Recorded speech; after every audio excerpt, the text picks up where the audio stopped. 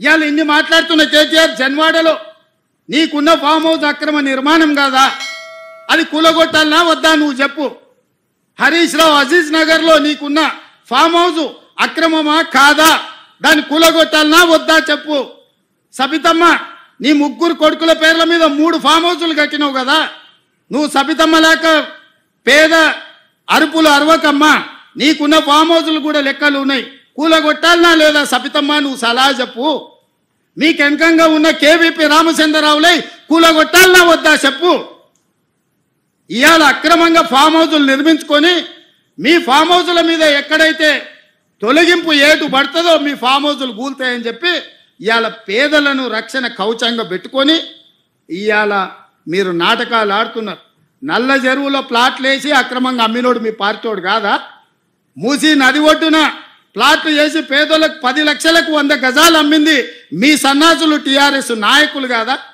ఇవాళ 100 గజాలు 10 లక్షలకు నల్ల చెరువులో సున్నం చెరువులో ఇవాళ మూసి నది ఒడ్డున మీరు ప్లాట్లు చేసి అమ్మి ఇవాళ ప్రభుత్వ భూమి అని తేలంగానే వాళ్ళు ఎక్కడ మిమ్మల్ని చొక్కా పట్టుకొని మా పైసలు మాకు వాపసు చేయమని అడుగుతారో అని చెప్పి ముందే పార్టీ కార్యకర్తల్ని ఉసిగొల్పి ఈరోజు ఈ ధర్నాలకు దీక్షలకు తిరుగుతున్నారు. ఇవాళ మూసీలో వచ్చిన వరదలు తెలంగాణ రాష్ట్రాన్ని హైదరాబాద్ నగరాన్ని ముంచేస్తలేవా? మరి వాటికి పరిష్కారం ఎట్లా నాకు తెలియదా? ఇవాళ కొంతమంది పేదలు ఇండ్లు తీస్తే వాళ్ళకి దుఃఖం ఉంటుంది, వాళ్ళకి బాధ ఉంటుంది, వాళ్ళు కొంత ఆవేశంగా మాట్లాడతారని నాకు తెలియదా? రాజకీయంగా లాభమో నష్టమో ఉంటుందో నేను అంచనా వేయలేనా? 20 ఏళ్ళు ప్రజాక్షేత్రంలో ఉన్నోని, ప్రజలలో తిరిగినోని, పేద ప్రజల కష్టమేందో తెలియకుండానే తెలంగాణ రాష్ట్రానికి ముఖ్యమంత్రి అయినా. కానీ నగరాన్ని కాపాడుకునే బాధ్యత మన మీద లేదా? మీరు ఆలోచన చేయండి. ఇవాళ హైదరాబాద్ నగరానికి తాగునీరుని అందించిన ఉస్మాన్ సాగర్, హిమాయత్ సాగర్లో బల్చినోళ్ళు బల్చి కొట్టుకుంటున్నోళ్ళు ఫామ్ హౌసులు కట్టుకొని వాళ్ళ డ్రైనేజ్ తీసుకెళ్లి ఆ గండిపేటలో హిమాయత్ సాగర్, ఉస్మాన్ సాగర్లో కలిపితే వాళ్ళ డ్రైనేజ్ నీళ్లు హైదరాబాద్ నగరం తాగాలనంట. ఈ నా కొడుకులు చెప్తున్న భాష గది. ఇవాళ ఆ ఫామ్ హౌస్ చుట్టూతో కట్టుకున్న ఇల్లు ఇవ్వండి. కేటీఆర్కు లేదా, హరీష్కు లేదా, కేవీపీ రామచంద్రరావుకు లేవా చుట్టూతా? మీరు కట్టుకున్న ఇండ్ల డ్రైనేజ్ హైదరాబాదు ప్రజలు తాగునీళ్ళ కలిపి మా ఇల్లు కూలగొట్టొద్దు కాబట్టి ముసుగు దొడకడానికి మూసీ కావాల్సి వచ్చిందా మీకు? మూసీని అడ్డం పెట్టుకొని ఎంతకాలం బతుకుతారా మీరు? ఎంతకాలం తప్పించుకుంటారు? వారం రోజులు, 10 రోజులు, 15 రోజులు, నెల రోజులు అయినా వదల మీ భర్త మీరు అనుకుంటూనే ఒక్కనొక్కని చింతపండు చేస్తా. మూసి పేదలకు ఏం చేద్దామో చెప్పండి. ప్రతి పేదవాడికి మంచి కాలనీలు చేసి ఇల్లు కట్టిద్దాం చెప్పండి. ప్రభుత్వం దగ్గర భూములు లేవా? ప్రభుత్వం ఏమైనా గొడ్డుపోయిందా? జవహర్ నగర్లో 1000 ఎకరాలు ఉంది ప్రభుత్వాన్ని.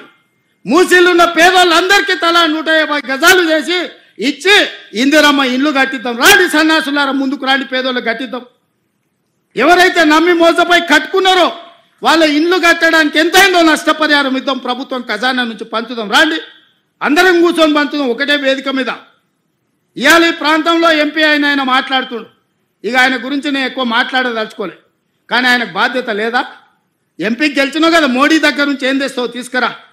గుజరాత్లో అహ్మదాబాద్లో సబర్మతి రివర్ ఫ్రంట్ నరేంద్ర మోడీ కట్టుకోవచ్చు అంట. కానీ నరేంద్ర మోడీకి ఊడిగం చేస్తాడంటేనే కానీ మూసీ రివర్ ఫ్రంట్ మాత్రం తెలంగాణలో కట్టొద్దంట.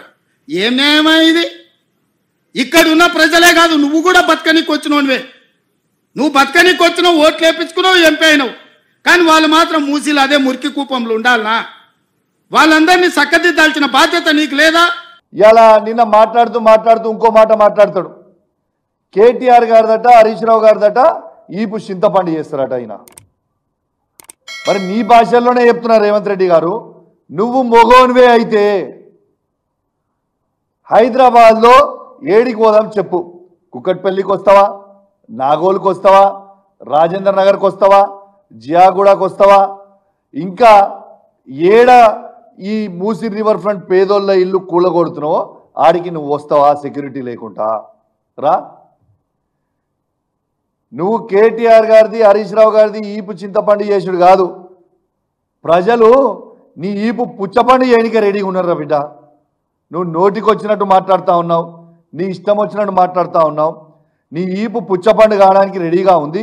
చాలా త్వరలోనే నీ ఈపు పుచ్చపండు ప్రజలే చేస్తారని చెప్పి సందర్భంగా తెలియజేస్తూ ఉన్నాను. ఇవాళ పేదోళ్ళ కళ్ళల్లో రక్తం చూస్తా ఉన్నావు నువ్వు.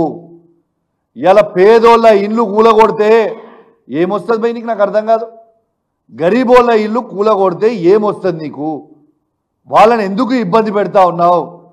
నేను స్వయంగా కేసీఆర్ గారి నాయకత్వంలో కేటీఆర్ గారితో హరీష్ రావు గారితో నేను కూడా మా శాసనసభ్యులు అందరం కూడా కలిసి వాళ్ళిద్దరితో కూడా పోవడం జరిగింది.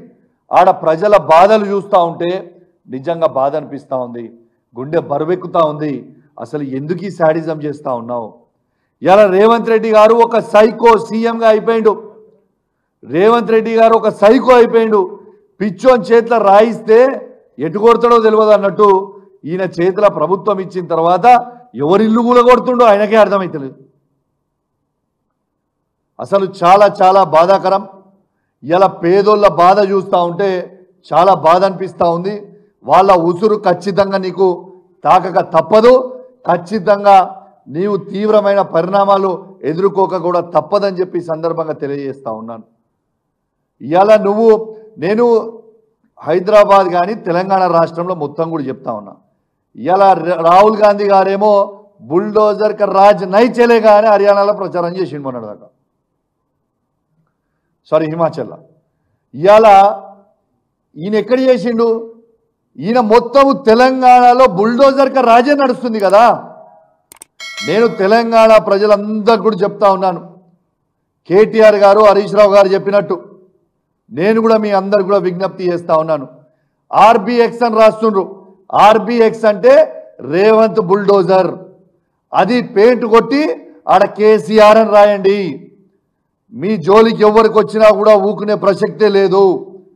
ఖచ్చితంగా ప్రతి పేదవాన్ని కేసీఆర్ గారి నాయకత్వంలో ఖచ్చితంగా కాపాడుకునే బాధ్యత మాది అని చెప్పి సందర్భంగా వాళ్ళందరికీ కూడా తెలియజేస్తా ఉన్నాను. అదేవిధంగా నా హుజురాబాద్ నియోజకవర్గంలో పోయిన వారం రోజులలో హుజురాబాద్ పట్టణంలో ఉన్న గుండ్ల చెరువు దగ్గర ఉన్న ఇండ్ల దగ్గర సర్వే చేసుకొని పోయినరు. గోస్కుల చెరువు దగ్గర సర్వే చేసుకొని పోయినరు. జమ్మికుంట దగ్గర నాయిన్ చెరువు దగ్గర ఉన్న అంబేద్కర్ కాలనీ దగ్గర ఉన్న పేదవాళ్ళ ఇండ్లు సర్వే చేసుకొని పోయినరు. హౌసింగ్ బోర్డు సర్వే చేసుకొని పోయినరు. జమ్మికుంటల కాలేజ్ గ్రౌండ్ ఉన్నది కూడా సర్వే చేసుకొని పోయినరు. బిడ్డ చెప్తున్నా రేవంత్ రెడ్డి సాబ్, రాసి పెట్టుకో, మా హుజురాబాద్ నియోజకవర్గంలో ఏ ఒక్కరి పేదవారి ఇల్లు కూలగొట్టినా హుజురాబాద్ అగ్ని గుండం అవుతుంది బిడ్డ, చెప్తున్నా, తస్మాత్ జాగ్రత్త అని చెప్పి చెప్తా ఉన్నాను. నేను అధికారులను కూడా హెచ్చరిస్తా ఉన్నాను, మీరు రేవంత్ రెడ్డి చెప్పిండని చెప్పి వీడికి వచ్చి నా హుజురాబాద్ నియోజకవర్గంలో ఏ ఒక్క పేదవాని ఇల్లు కూలగొడితే నేను మీకు చెప్తున్నా, ఒక్కరు కూడా గల్లీ నుంచి బయటికి పోరు. రాసి పెట్టుకోండి, మిమ్మల్ని ఏ పోలీసోడు కాపాలని లేడు, ఏది కూడా ఆ బుల్డోజర్ బయటికి పోదు, ఎవ్వరు కూడా బయటికి పోరు.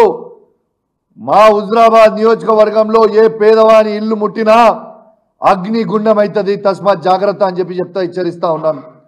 అధికారులకు కూడా చెప్తా ఉన్నాను, ఎక్స్ట్రాలు చేయకూరి మీరు. ఇవాళ ఆంధ్రాలో ఇట్లనే అధికారులు ఎక్స్ట్రాలు చేస్తే ఏమైందా, 3 డీజీపీ ర్యాంక్ సంబంధించిన ఐపీఎస్ ఆఫీసర్లని సస్పెండ్ అయినరు. రేపు మళ్ళా కేసీఆర్ గారు వచ్చిన తర్వాత రాక ఎట్టు పరిస్థితి తప్ప 100% కేసీఆర్ గారు మళ్ళా ఈ తెలంగాణ రాష్ట్రానికి ఖచ్చితంగా ముఖ్యమంత్రి అవుతారన్న డౌట్ ఏం లేదు. కేసీఆర్ గారు వచ్చిన తర్వాత ఇవాళ ఏ అధికారులు ఎక్స్ట్రాలు చేస్తుర్రో మీ అందరు కూడా జైలుకు ఒక తప్పని పరిస్థితి అవుతుంది. మీరు గీత దాటి పనిచేస్తే మీరు ఇబ్బందులు పడే పరిస్థితి వస్తుంది.